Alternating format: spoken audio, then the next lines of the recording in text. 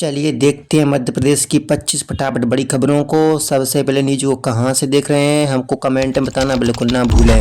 साथ ही साथ हमारे यूट्यूब चैनल को सब्सक्राइब करें एंड बेल आइकन को ऑल प्रेस करना बिल्कुल ना भूलें।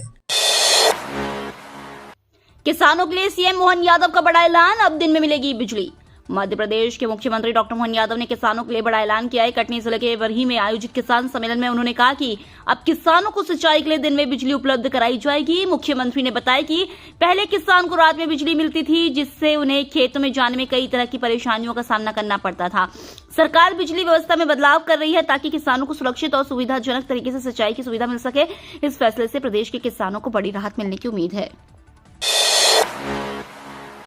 सिलेंडर बुकिंग को लेकर राहत की खबर, जल्द शुरू होगी कमर्शियल गैस की बुकिंग। शहर में गैस सिलेंडर बुकिंग को लेकर उपभोक्ताओं को बड़ी राहत मिलने वाली है। बीते दिन ऑनलाइन बुकिंग बंद रहने से एजेंसियों पर लोगों की भीड़ लग गई थी। हालांकि एजेंसी के पोर्टल से मैनुअल नंबर लगाकर करीब 7,000 उपभोक्ताओं की बुकिंग की गई। खाद्य एवं नागरिक आपूर्ति विभाग के कंट्रोल रूम में भी सैकड़ों शिकायतें पहुंची। अधिकारियों ने गैस एजेंसियों का निरीक्षण कर स्टॉक की जांच की और आपूर्ति के लिए गाड़ियां रवाना कराई। विभाग के अनुसार अगले 5 से 7 दिनों में कमर्शियल सिलेंडर की बुकिंग भी शुरू हो जाएगी, जिससे गैस संकट खत्म होने की उम्मीद है। साडा की लापरवाही पर आयोग सख्त, उपभोक्ता को 13 लाख लौटाने का आदेश। जिला उपभोक्ता विवाद प्रतितोषण आयोग ने साडा की लापरवाही पर सख्त रुख अपनाते हुए उपभोक्ता के पक्ष में फैसला सुनाया है। आयोग ने साडा को आदेश दिया है कि आवास योजना के लिए जमा किए गए 13 लाख रुपए 45 दिनों के भीतर वापस किए जाएं। इसके साथ ही राशि पर 6% वार्षिक ब्याज और मुआवजा भी देने के निर्देश दिए गए हैं। मामला थाटीपुर निवासी जय देवी तोमर का है, जिन्होंने 2011 से 2023 के बीच डुप्लेक्स आवंटन के लिए राशि जमा की थी। आरोप है कि पूरी रकम देने के बाद भी न रजिस्ट्री हुई और न ही मकान का कब्जा मिला। आरटीई एडमिशन से पहले आधार अपडेट की भीड़, बच्चों की फिंगरप्रिंट नहीं आने से परेशानी। नए शिक्षण सत्र की शुरुआत से पहले आरटीई के तहत स्कूल एडमिशन प्रक्रिया शुरू हो गई है। इसके चलते आधार केंद्रों पर अभिभावकों की भारी भीड़ देखने को मिल रही है। माता पिता अपने बच्चों का आधार कार्ड अपडेट कराने के लिए केंद्रों पर पहुंच रहे हैं। हालांकि कई मामलों में छोटे बच्चों के फिंगरप्रिंट मशीन पर सही तरीके से दर्ज नहीं हो पा रहे हैं, जिससे अभिभावकों को परेशानी का सामना करना पड़ रहा है। आधार अपडेट के बिना ऑनलाइन आवेदन प्रक्रिया पूरी नहीं हो पा रही है। ऐसे में कई अभिभावक घंटों लाइन में लगकर अपने बच्चों का आधार अपडेट कराने की कोशिश कर रहे हैं। एमपी किसानों को राहत सरसों पर भावांतर भुगतान मंजूर, तुअर की 100% सरकारी खरीद को हरी झंडी। मध्य प्रदेश के किसानों के लिए बड़ी राहत की खबर आई है। मुख्यमंत्री डॉक्टर मोहन यादव के आग्रह पर केंद्र सरकार ने सरसों पर भावांतर भुगतान योजना को मंजूरी दे दी है। साथ ही तुअर यानी अरहर की 100% सरकारी खरीद को भी हरी झंडी मिल गई है। इससे किसानों को बाजार में कम दाम मिलने का जोखिम उठाना नहीं पड़ेगा और उनकी आय में स्थिरता आएगी।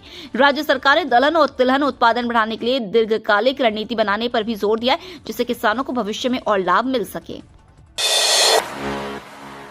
मध्य प्रदेश में देश का पहला समृद्ध ग्राम गुना की उमरी में खुला समृद्धि केंद्र। मध्य प्रदेश के गुना जिले का उमरी गांव देश का पहला समृद्ध ग्राम बन गया है। केंद्रीय मंत्री ज्योतिरादित्य सिंधिया ने यहां समृद्ध ग्राम डिजिटल सेवाओं के तहत समृद्धि केंद्र का उद्घाटन किया। इस केंद्र के माध्यम से ग्रामीणों को एक ही छत के नीचे शिक्षा, स्वास्थ्य, बैंकिंग और कृषि से जुड़ी डिजिटल सुविधाएं मिलेंगी। यहाँ smart class, computer lab, telemedicine और ड्रोन तकनीक जैसी आधुनिक व्यवस्थाएं भी उपलब्ध होंगी। इसके साथ ही क्षेत्र में करीब 20 करोड़ रुपए की लागत से बनी 10 सड़कों का लोकार्पण भी किया गया, जिससे 27 गांवों को लाभ मिलेगा। सागर में 1,82,000 छात्रों को मिलेगा टेट्रा पैक दूध। मिड डे मील में जुड़ा अतिरिक्त पोषण। मध्य प्रदेश सरकार ने स्कूलों में पढ़ने वाले बच्चों के पोषण को बेहतर बनाने के लिए बड़ा कदम उठाया है। सागर जिले के 2,574 स्कूलों में नर्सरी से कक्षा 8वीं तक के करीब 1,82,000 से अधिक विद्यार्थियों को मिड डे मील के साथ टेट्रा पैक दूध दिया जाएगा। यह दूध विशेष तकनीक से पैक किया जाता है, जिससे यह लंबे समय तक सुरक्षित और शुद्ध बना रहता है। सरकार का उद्देश्य बच्चों को पौष्टिक आहार उपलब्ध कराना और उनकी सेहत के साथ स्कूल में उपस्थिति को भी बढ़ाना है। हरदा का गणगौर उत्सव राष्ट्रीय मंच पर 21 मार्च को दूरदर्शन पर होगा प्रसारण। मध्य प्रदेश के हरदा जिले के भुआना क्षेत्र का प्रसिद्ध गणगौर उत्सव अब राष्ट्रीय मंच पर पहुंच गया है। स्वरप्रभा संगीत कला अकादमी के कलाकारों ने दूरदर्शन के स्टूडियो में निमाणी संस्कृति और गणगौर परंपरा पर आधारित विशेष प्रस्तुति की रिकॉर्डिंग कराई है। अकादमी की गायिका निशा शर्मा ने मां कात्यायनी शक्ति गणगौर मंडल के साथ पारंपरिक गीत और लोक नृत्य की मनमोहक प्रस्तुति दी। कार्यक्रम में प्रियांशी, भूमि, पूजा, साधना, पायल, लक्ष्मी सहित कई कलाकारों ने भाग लिया। यह विशेष कार्यक्रम 21 मार्च को दूरदर्शन के राष्ट्रीय चैनल पर प्रसारित होगा, जिससे हरदा की लोक संस्कृति को देश भर में नई पहचान मिलेगी। ईरान इजराइल जंग असर, हवाई यात्रा महंगी, लो फेयर स्कीम बंद।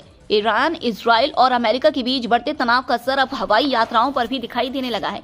एटीएफ यानी विमान ईंधन के दाम बढ़ने से एयरलाइंस कंपनियों ने किराए में बढ़ोतरी शुरू कर दी है। एयर इंडिया के बाद इंडिगो ने भी ईंधन अधिभार लागू कर दिया है। वहीं इस बार कंपनियों ने लो फेयर स्कीम भी जारी नहीं की है, जिससे सस्ते टिकट मिलना मुश्किल हो गया है। मध्य प्रदेश की राजधानी भोपाल में हैदराबाद, जबलपुर और पुणे जैसी प्रमुख उड़ानों में यात्रियों से ज्यादा किराया वसूला जा रहा है। ऐसे में हवाई सफर आम लोगों के लिए और महंगा होता जा रहा है। एमपी में स्लीपर बसों पर सख्ती, एफडीएसएस सिस्टम के बिना नहीं होगा रजिस्ट्रेशन। मध्य प्रदेश में स्लीपर कोच बसों को लेकर परिवहन विभाग ने बड़ा फैसला लिया है। अब प्रदेश में बिना एफडीएसएस यानी fire detection and separation system वाली स्लीपर बसों का रजिस्ट्रेशन नहीं किया जाएगा। सड़क एवं परिवहन मंत्रालय के निर्देश के बाद यह नियम सख्ती से लागू किया गया है। दरअसल स्लीपर कोच बसों में बढ़ती आगजनी की घटनाओं को देखते हुए ये कदम उठाया गया है। एफडीएसएस सिस्टम बस में आग लगने की स्थिति को तुरंत पहचान कर उसे बुझाने में मदद करेगा। इससे यात्रियों की सुरक्षा को और मजबूत करने की कोशिश की जा रही है। एमपी में 1938 अवैध कॉलोनियां चिन्हित, 145 कॉलोनियों की रजिस्ट्री पर रोक।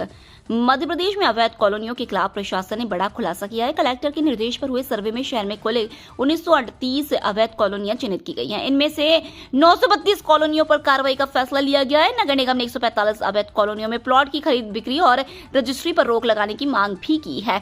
बताया जा रहा है कि कई कॉलोनियों में बिना अनुमति सड़क, सीवर और बिजली जैसी सुविधाएं विकसित की गई थी।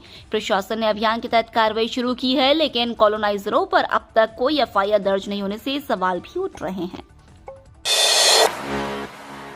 भोपाल के 40 इलाकों में आज बिजली कटौती, 2 से 6 घंटे तक बंद रहेगी सप्लाई। भोपाल के करीब 40 इलाकों में आज बिजली कटौती की जाएगी। बिजली कंपनी मेंटेनेंस कार्य के चलते 2 से 6 घंटे तक सप्लाई बंद रखेगी। इस दौरान अशोका गार्डन, टीटी नगर, न्यू मार्केट, अशोक विहार, जनता नगर और पंचवटी जैसे प्रमुख इलाकों में बिजली प्रभावित रहेगी। अलग अलग क्षेत्रों में सुबह 9 बजे से लेकर शाम 4 बजे तक बिजली बंद रहेगी। इसके अलावा Ratanpur road, Austria colony, Narela Hanumant और सेज ग्रीन सिटी समेत कई क्षेत्रों में भी सप्लाई बाधित रहेगी। बिजली कंपनी ने लोगों से अपील की है कि जरूरी काम पहले ही निपटा लें। सिंहस्थ 2028 की तैयारी शुरू, भीड़ बढ़ने पर सैटेलाइट टाउन में रोके जाएंगे श्रद्धालु। सिंहस्थ 2028 को लेकर इंदौर पुलिस ने अभी से तैयारी शुरू कर दी है। पुलिस का सबसे बड़ा फोकस भीड़ प्रबंधन पर रखा गया है। मुख्यमंत्री डॉक्टर मोहन यादव के साथ हुई चर्चा के बाद उज्जैन के आसपास सैटेलाइट टाउन विकसित करने का फैसला लिया गया है। इन स्थानों पर श्रद्धालुओं को तब रोका जाएगा जब उज्जैन में भीड़ का दबाव बढ़ेगा। प्रशासन का मानना है कि सिंहस्थ के दौरान सबसे ज्यादा श्रद्धालु इंदौर मार्ग से उज्जैन पहुंचते हैं, इसलिए पुलिस और प्रशासन संयुक्त रूप से ऐसी व्यवस्था तैयार कर रहे हैं जिससे मेले के दौरान श्रद्धालुओं की सुरक्षा और यातायात व्यवस्था सुचारू बनी रहे। मूसाखेड़ी फ्लाईओवर का काम धीमा, अप्रैल तक पूरा होगा गर्डर लॉन्चिंग। इंदौर के रिंग रोड पर बन रहे मूसाखेड़ी फ्लाईओवर का निर्माण कार्य तय समय से पीछे चल रहा है। मार्च की डेडलाइन पूरी नहीं हो पाई और अब परियोजना को जून तक पूरा करने का नया लक्ष्य रखा गया है। निर्माण एजेंसी के सामने सबसे बड़ी चुनौती फ्लाईओवर के बीच स्थित मंदिर और प्रतिमा को हटाने की है, जिसके कारण काम प्रभावित हो रहा है। फिलहाल फ्लाईओवर के दोनों ओर गर्डर लॉन्चिंग का काम जारी है और इसे अप्रैल तक पूरा करने की योजना है। प्रशासन का कहना है कि काम पूरा होने के बाद रिंग रोड पर यातायात व्यवस्था बेहतर होगी। मैया में नवरात्रि के दौरान 9 दिन नॉनवेज बिक्री पर प्रतिबंध, उल्लंघन पर होगी कार्रवाई। मध्य प्रदेश की मैया में चैत्र नवरात्रि मेले के दौरान प्रशासन ने बड़ा फैसला लिया है। 19 मार्च से 27 मार्च की मध्य रात्रि तक नगरपालिका क्षेत्र में मांस, मछली और अंडे की बिक्री पूरी तरह प्रतिबंधित रहेगी। एसडीएम दिव्या पटेल द्वारा जारी आदेश के अनुसार होटल, ढाबों और रेहड़ियों पर भी नॉनवेज भोजन परोसना मना होगा। आदेश का उल्लंघन करने पर दुकानों को सील कर भारतीय न्याय संहिता की धारा 223 के तहत कार्रवाई की जाएगी। श्रद्धालुओं की भावनाओं और शहर की धार्मिक मर्यादा बनाए रखने के लिए यह कदम उठाया गया है। एमपी में गैस पेट्रोल की कमी नहीं, मंत्री गोविंद सिंह राजपूत बोले कांग्रेस फैला रही भ्रम। मध्य प्रदेश में गैस, पेट्रोल और डीजल की कमी की खबरों के बीच खाद्य मंत्री गोविंद सिंह राजपूत ने स्थिति स्पष्ट की है। उन्होंने कहा कि प्रदेश में एलपीजी, पेट्रोल और डीजल का पर्याप्त स्टॉक मौजूद है और आपूर्ति पूरी तरह सामान्य है। मंत्री ने आरोप लगाया कि कांग्रेस अफवाहें फैलाकर लोगों में भ्रम पैदा कर रही है। उन्होंने जनता से घबराकर ज्यादा गैस बुकिंग न करने की अपील की और बड़े भोज आयोजन समिति रखने की सलाह दी। सरकार लगातार ईंधन आपूर्ति की निगरानी कर रही है और किसी भी तरह की कमी की स्थिति नहीं है। एमपी में शिशु मृत्यु दर सबसे ज्यादा, 24 घंटे सीजर डिलीवरी सुविधा सिर्फ 98 अस्पतालों में।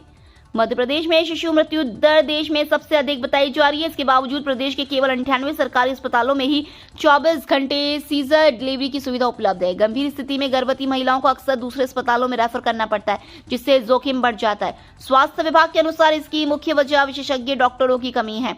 एनेस्थीसिया, स्त्री एवं प्रसूति रोग विशेषज्ञ और शिशु रोग विशेषज्ञ के बिना सीजर डिलीवरी संभव नहीं होती। अब सरकार इन पदों पर डॉक्टरों की भर्ती की तैयारी कर रही है ताकि मातृ और शिशु मृत्यु दर को कम किया जा सके। सीहोर के सागौन जंगलों में भीषण आग, वन्य जीवों पर बड़ा खतरा। मध्य प्रदेश के सीहोर जिले में बढ़ती गर्मी के साथ जंगलों में आग का तांडव शुरू हो गया है। भिरुंदा तहसील के सरकारी सागौन जंगलों में लगी आग लगातार फैलती जा रही है, जिससे बेशकीमती पेड़ झुलस रहे हैं। नयापुरा, बसंतपुर, कोसमी और सिराड़ी समेत कई इलाकों के जंगल सुलग रहे हैं। आग के कारण वन्य जीवों को भी भारी खतरा पैदा हो गया है और वे इधर उधर भागने को मजबूर है। स्थानीय लोगों का आरोप है कि वन विभाग और वन विकास निगम की अनदेखी से आग पर समय रहते काबू नहीं पाया जा सका है। एमपी 10वीं 12वीं रिजल्ट अपडेट। 70% कॉपियों का मूल्यांकन पूरा, नतीजा 14 अप्रैल तक संभव। मध्य प्रदेश में 10वीं और 12वीं बोर्ड परीक्षाओं के परिणाम जल्द घोषित होने वाले हैं। मध्य प्रदेश माध्यमिक शिक्षा मंडल ने उत्तर पुस्तिकाओं का लगभग 70% मूल्यांकन पूरा कर लिया है। 23 मार्च से अंतिम चरण शुरू होगा। यदि प्रक्रिया इसी गति से जारी रही तो अप्रैल के पहले सप्ताह तक परिणाम तैयार हो सकते हैं और 14 अप्रैल तक घोषित हो सकते हैं। प्रदेश में करीब 16 लाख विद्यार्थियों की 90 लाख उत्तर पुस्तिकाओं का मूल्यांकन 18,000 शिक्षकों द्वारा किया जा रहा है। कुछ जिलों में गति धीमी है, लेकिन अधिकांश में मूल्यांकन तेजी से चल रहा है।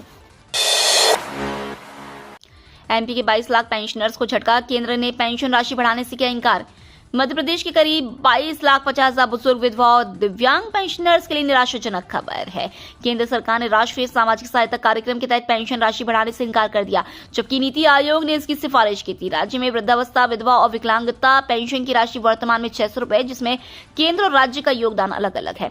इस फैसले से महंगाई के दौर में लाभार्थियों को मिलने वाली आर्थिक मदद पर असर पड़ेगा, जबकि मध्य प्रदेश सामाजिक सुरक्षा के क्षेत्र में देश के अग्रणी राज्यों में शामिल है। मध्य प्रदेश में मौसम का रुख बदलेगा, 27 जिलों में तेज हवा और बारिश की चेतावनी। मध्य प्रदेश में अगले 2-3 दिनों में मौसम करवट ले सकता है। मौसम विभाग ने ग्वालियर, मुरैना, भिंड, सीधी, रीवा और अन्य जिलों में तेज हवा और बारिश की संभावना जताई है। पश्चिमी हवा और नए वेस्टर्न डिस्टर्बेंस के प्रभाव से 17 मार्च की रात से उत्तर पश्चिम भारत प्रभावित होगा। 18 और 19 मार्च को 27 जिलों में गरज के साथ बारिश हो सकती है। इंदौर, उज्जैन और ग्वालियर संभाग में तापमान सामान्य से 2.6 से 4.5 डिग्री अधिक बना हुआ है, जबकि नर्मदापुरम में 40.4 डिग्री तक तापमान रिकॉर्ड किया गया है। नेपानगर में सीएम मोहन यादव ने 127 विकास कार्यों का किया लोकार्पण, राहुल गांधी पर निशाना। नेपानगर में आयोजित जनजातीय सम्मेलन में मुख्यमंत्री डॉक्टर मोहन यादव ने 363 करोड़ से अधिक की लागत की 127 विकास कार्यों का लोकार्पण एवं भूमि पूजन किया। उन्होंने जिले की प्राकृतिक संपदा, ऐतिहासिक विरासत और युवाओं के लिए रोजगार पर जोर दिया। नेपानगर में एग्रीकल्चर कॉलेज, सामुदायिक स्वास्थ्य केंद्र, उच्च स्तरीय पुल और पर्यटन विकास जैसी परियोजनाओं की शुरुआत की गई। मुख्यमंत्री ने ग्राम पंचायतों को प्राथमिकता तय करने की जिम्मेदारी दी और अधिकारियों को योजनाओं के सही क्रियान्वयन एवं लापरवाही पर कड़ी कार्रवाई का निर्देश दिया। छतरपुर में गैस सिलेंडर की कालाबाजारी पर बड़ी कार्रवाई, 150 से अधिक सिलेंडर जब्त। मध्य प्रदेश के छतरपुर में गैस सिलेंडर की कालाबाजारी के खिलाफ प्रशासन ने बड़ी कार्रवाई की है। राजस्व और खाद्य विभाग की संयुक्त टीम ने जिले के कई स्थानों पर छापेमारी कर 150 से अधिक एलपीजी सिलेंडर जब्त किए। जांच में सामने आया कि कुछ लोग सिलेंडर को 1500 से 2000 रुपए तक ब्लैक में बेच रहे थे। चंद्रनगर, बमीठा और नौगांव सहित कई जगहों पर अवैध भंडारण और घरेलू गैस का व्यावसायिक उपयोग भी पकड़ा गया। प्रशासन ने कालाबाजारी रोकने के लिए कंट्रोल रूम स्थापित कर सख्त निगरानी शुरू कर दी है। सोना खरीदने से पहले सावधान, 85% ज्वेलर्स बिना हॉलमार्क बेच रहे गहने। सोने की बढ़ती कीमतों के बीच ग्राहकों के लिए बड़ी चेतावनी सामने आई है। प्रदेश में 45,000 से ज्यादा ज्वेलर्स में से केवल 6,627 ने ही हॉलमार्क रजिस्ट्रेशन कराया है, जबकि करीब 85% ज्वेलर्स बिना हॉलमार्क के ही गहने बेच रहे हैं। साल 2021 से हॉलमार्किंग अनिवार्य होने के बावजूद कई दुकानों में नियमों का पालन नहीं हो रहा है। बिना हॉलमार्क के गहने खरीदने पर ग्राहकों को शुद्धता का भरोसा नहीं मिलता और दोबारा बेचने पर 20% तक नुकसान भी हो सकता है। विशेषज्ञों का कहना है कि ग्राहकों को हमेशा हॉलमार्क वाला सोना ही खरीदना चाहिए। इंदौर मेट्रो का फाइनल टेस्ट शुरू, 80 किलोमीटर रफ्तार से होगा ट्रायल। इंदौर मेट्रो परियोजना अब अपने अंतिम चरण में पहुंच गई है। रविवार से मेट्रो ट्रैक का फाइनल निरीक्षण शुरू हो गया है। Commissioner of metro railway safety की टीम ट्रैक स्टेशनों और मेट्रो सिस्टम की बारीकी से जांच कर रही है। 70 से अधिक सदस्यों की टीम शहर पहुंचकर गांधीनगर क्षेत्र से ट्रैक का निरीक्षण कर रही है। इस दौरान मेट्रो का ट्रायल करीब 80 किलोमीटर प्रति घंटे की रफ्तार से किया जाएगा। इंदौर मेट्रो का यह रूट लगभग 17 किलोमीटर लंबा है। अंतिम निरीक्षण के बाद ही मेट्रो के कमर्शियल संचालन को मंजूरी मिलेगी। वीडियो अच्छी लगी तो वीडियो करिए लाइक एंड चैनल को सब्सक्राइब कर बेल आइकन को और पर जरूर कर लीजिएगा।